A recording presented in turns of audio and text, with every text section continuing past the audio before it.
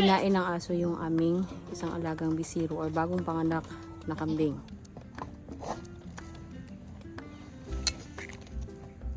O, diba?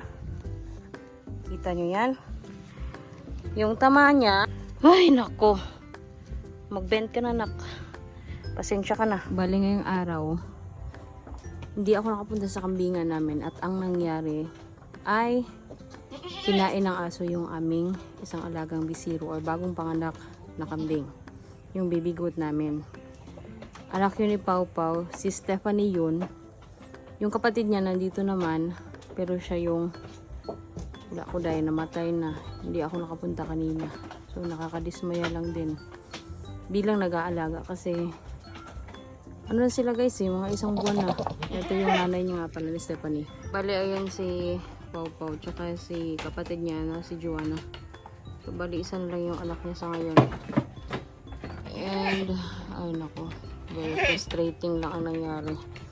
Yung iba ayan naman no. Ay nako, ewan ko na lang. Maglilibing na naman tayo ng patay na baby goat o bisiro. Ang masama pa dun, kinakain-kain lang yung dito sa bandang mukha, sa leeg. Tapos ayun lang, pinatay lang talaga.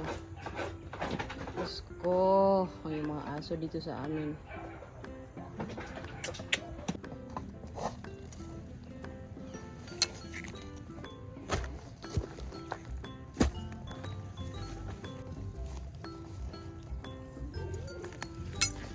Ayan, tapos na tayong nagukay. So, lilibing na natin yun. Pinabunan ko lang kasi pinupunta ng mga uwak. O, diba? Kita nyo yan? Yung tama niya, merong sa ulo, sa lieg. O? Tapos kabilang ulo rin. Diba? O. Yan yung nangyari, oh. Kabago pa lang nito talaga, oh. Kasi, di pa siya masyadong matigas. Ngayong hapon lang to. Yan. Kinagat-kagat lang talaga. Oh. Diba? Kawawa. Yan yung anak ni Pau Pau. Ay, nako. Wala tayong magagawa. Tanggapin ang katotohanan. Abangan nyo lang. Kaso yung pakanan nito, pangalawang beses na to eh. Yung isa, yung sinabi ko ng mga nakaraang vlog namin. Ano ba to? Yung maliit pa, yung talagang pinuntahan sa crib tapos sinunggaban. And patay din, ganun rin. Ngayon, ito naman. Nakakagala lang to. Nasa pastulan lang. Pero yung ibang aso hindi naman ganun. Ay nako. Nakakapanghinayang. Hindi kasi ako nakapunta din dito. Eto sila, nandito lang. Hindi ko naman din talaga in-expect. Sino bang mag-i-expect? Kasi nung mga nakaraang araw, kami nga ang partner eh. Dalawa kami nun. Nasa bahay lang din kami. Pero wala namang nangyaring ganito. Ay nako. Mag-bend ka na, nak. Pasensya ka na. Kailangan mo talagang ilibing. Diba? Nakakapanghinayang. In Jesus' name.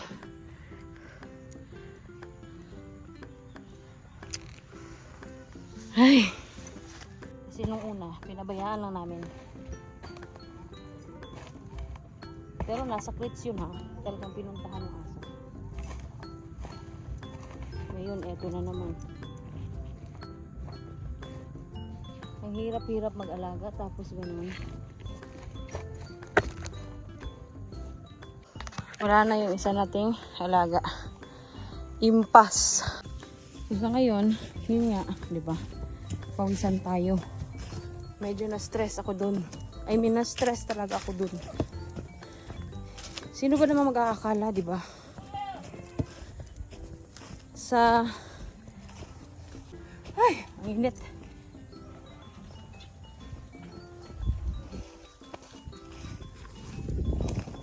Rose Pingping, nandito pa rin guys. Nung nakaraan, medyo maliit pa yun. Mga siguro, hindi pa isang linggo. Pinuntahan ng mga aso sa crib.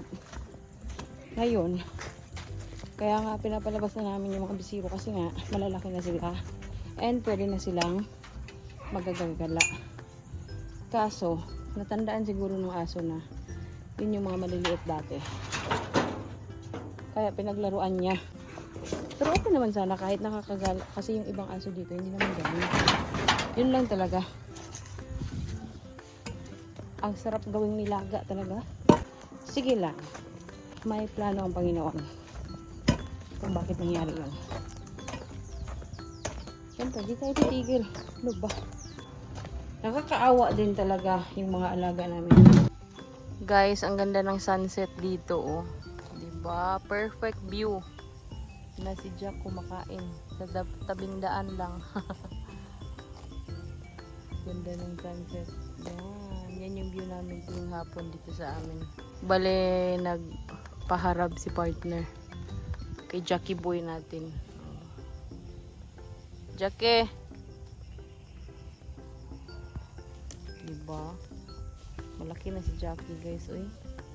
And nagdala pala ako ng pang-inject. Mag-i-inject din kami nung iba naming alaga. Yung si Pingping tsaka si Dudong. Kaya ayun. Pupunta tayo doon ngayon. So on the other hand, let's move on. Wala na tayong magagawa doon. Kaya anyway, yan yung scenery natin. Yung ating araw, I mean yung sunset. Pero wala na, lumubog na guys. Hindi nakita dito talaga sa amin. So anyway, kukunin natin si Abdul. Para ilipat natin doon. And nandito siya sa medyo masukal na part. Yan. Hi Abdul. Dito namin siya nilagay o nilagay ni partner kasi para nga makakain-kain. Anong nangyari? 'Di ba? Nabuhol ka na diyan.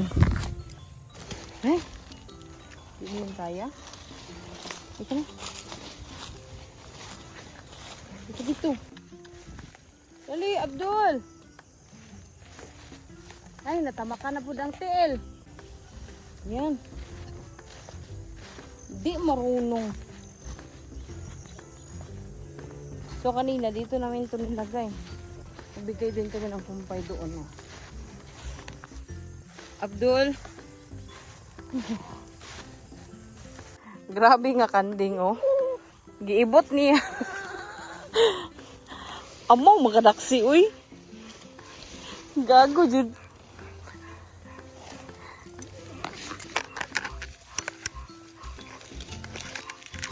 Gidala-dala, muni-muni.